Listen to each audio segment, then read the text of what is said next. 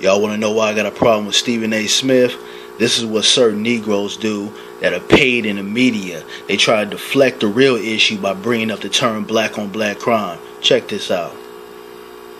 Decision that was reached and announced by the prosecutor. Obviously, they're going to be tempted, as we saw last night, to react in a very volatile manner. That solves nothing.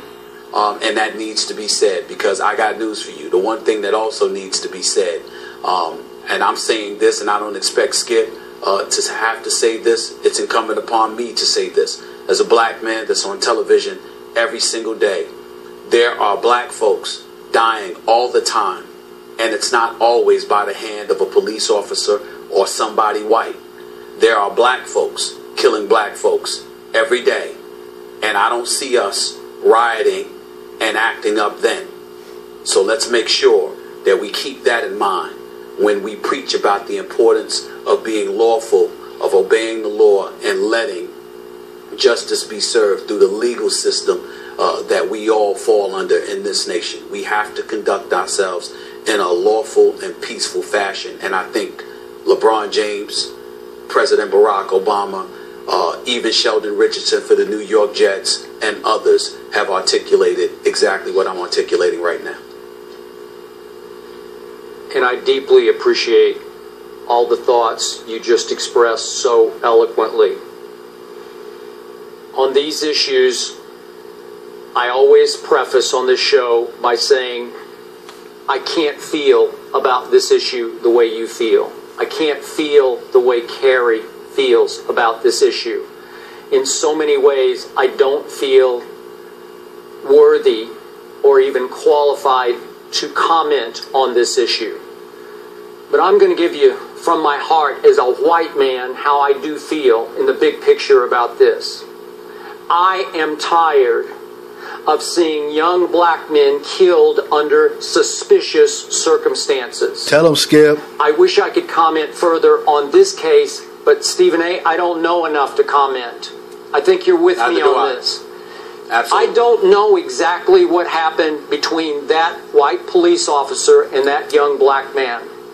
I don't know exactly why a grand jury took about a month to sift through the facts as they could find them and choose not to indict the police officer. I don't know. So I'm going to move on to LeBron's tweet. I applaud it.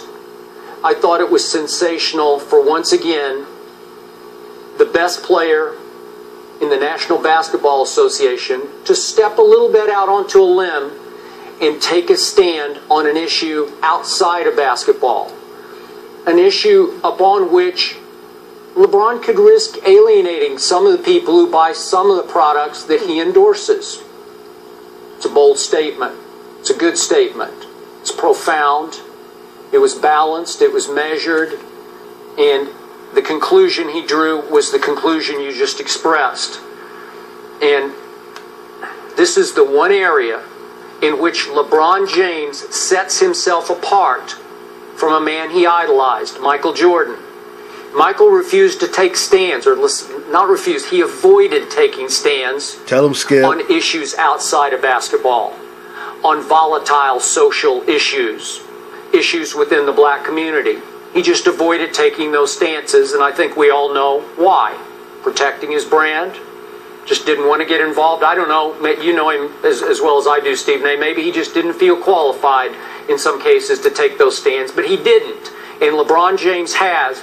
And again, I, for one, applaud him for continuing to take these stands because he's transcending the sport of basketball.